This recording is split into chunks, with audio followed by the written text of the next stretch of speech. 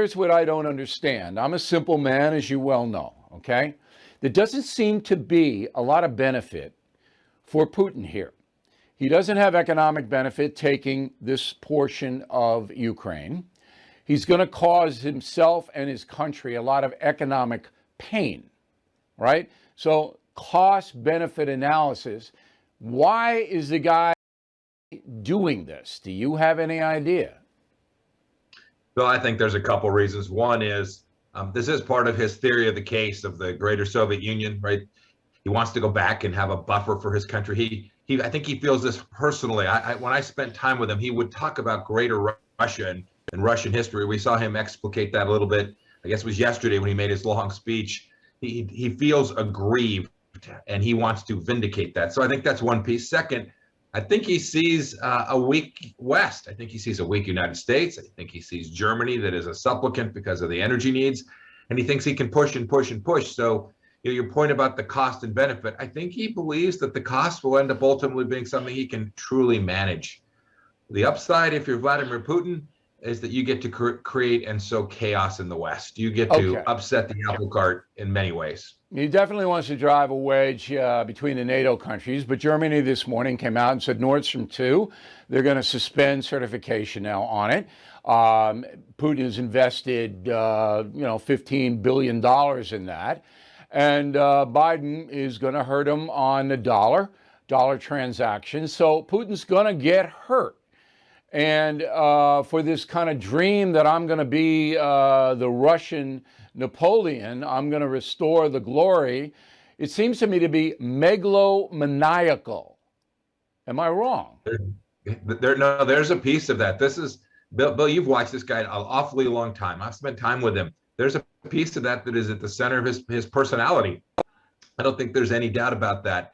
And you're right about some of the costs, but remember, he's been through this before. When he took Crimea, he was threatened with big sanctions. He survived just peachy.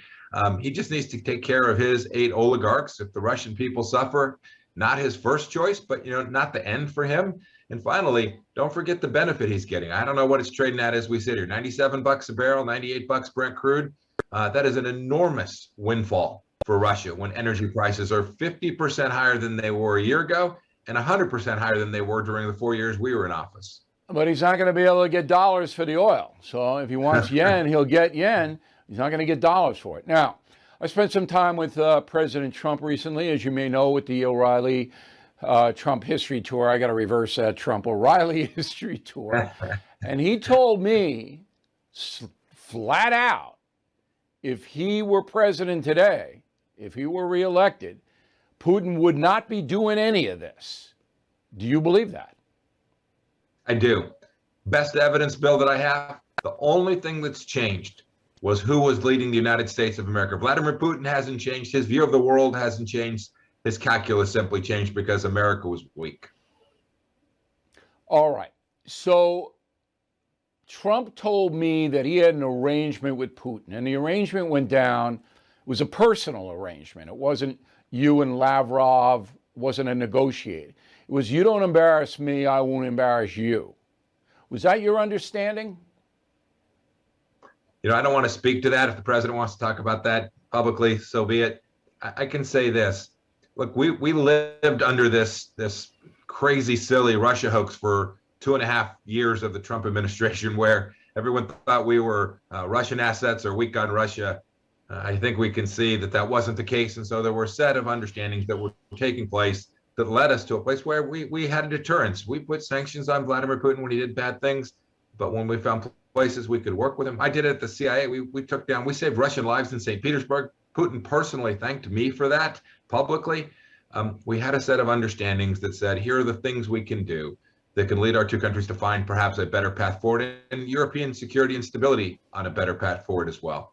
Now, most Americans, including me, really didn't understand that Donald Trump, while he was in office, did sanction the Nord Stream 2 pipeline, that there wasn't any, they built it, but there was a sanction on it. What was that sanction that Joe Biden removed almost the first day he was in office?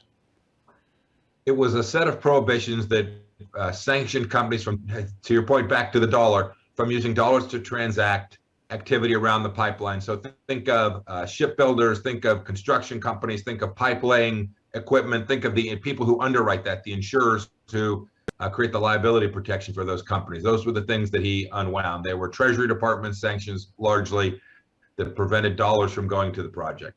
Okay. Biden, without any explanation, immediately removed those. Was there a gain for the USA in that removal? From my perspective, there's not much to be gained. I think he was doing it to try and build out relationships with Germany in particular, and perhaps Europe even more significantly. I think that's the only upside one could describe. Remember, while he's doing that, he is essentially taking down the American energy industry. So I think there was a climate hook to this as well. I think he believed, hey, if we can do this in America, we can shut this down. We'll give the Germans what they want for natural gas because they need the energy. They've already shut down significant pieces of their energy complex. We can reach climate accords that'll make the world a safer, happier place. I think that was their theory. Okay. What is the difference, in your opinion, between you and Antony Blinken, the current Secretary of State? What is the difference? Well, it always starts for anybody who works in a presidential administration is we have very different bosses.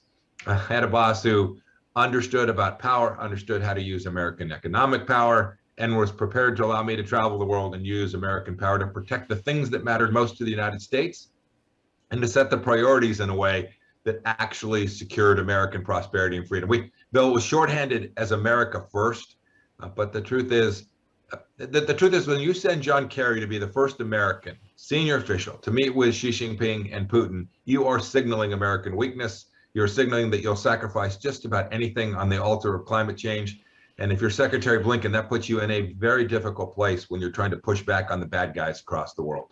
Okay. Now, I reported yesterday, and I don't know if any other national news agency did report it, of a massive coal deal where Russia and Putin are going to ship coal to China, who, as you know, are building coal plants, okay? And we're talking hundreds of thousands of tons of coal.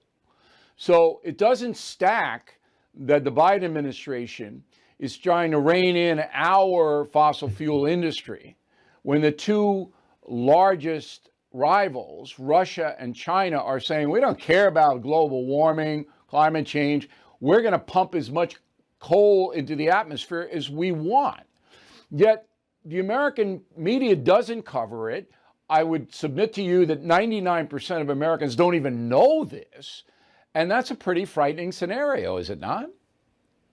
Oh, Billy, you've nailed it. The administration traveled at the beginning of its time to Copenhagen for a climate summit where the Chinese lied flat out and said, oh, we'll reduce our carbon footprint.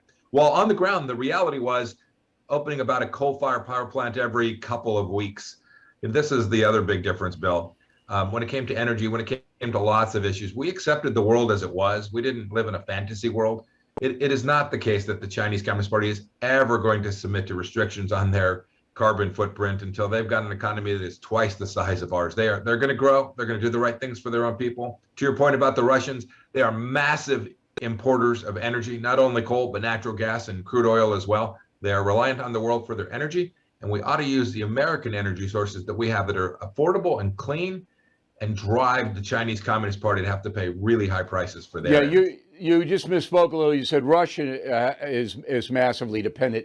It's China that's massively dependent. Now, does the Putin Xi, of course, the president of China, does their newfound friendship worry you, or is this just cosmetics? It's hard to know, and in part depends on how the West behaves. Today, I think it's cosmetics. Today, I think it's a relationship of opportunity. In the moment, they found a relationship that benefits them for the time, but they have lots of interests that are divergent. Yet we should make no mistake. If the West continues to allow them to walk all over us, they'll find a way to work together, and we'll end up living in a world that is very different than ours, and we'll have a Russia-Sino pact that puts them in the front seat and puts the West, the central ideas of human dignity and security, in the back seat. We can't let that happen, Bill. Okay, two more questions. What would you advise President Biden to do now to punish Vladimir Putin, very specifically? I'll give you 4 thoughts that you could do with a stroke of a pen. He needs no congressional support to do it, just the support of the American people.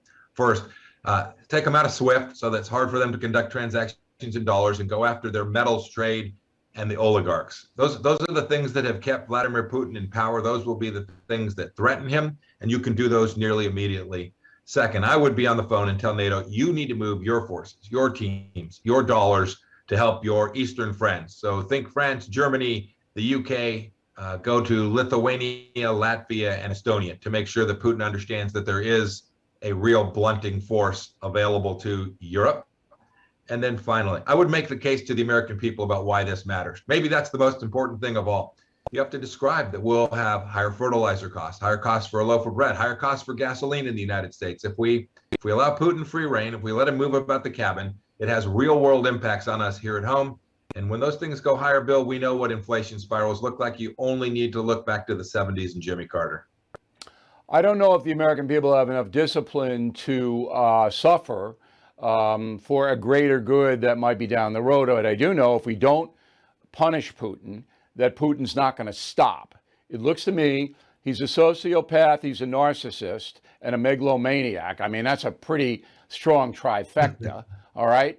It looks to me that he wants to break down world order and then rebuild it from the Soviet, maybe Chinese point of view. China takes Asia, and then he takes the sphere of influence that Soviet Union used to have. That looks to me about what he wants to do. And if that's the case, then we're going to enter into a new Cold War. Am I wrong?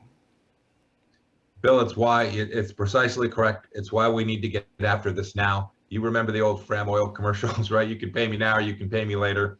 The president should be out making the case to the American people that we are better to do this now, stop him now.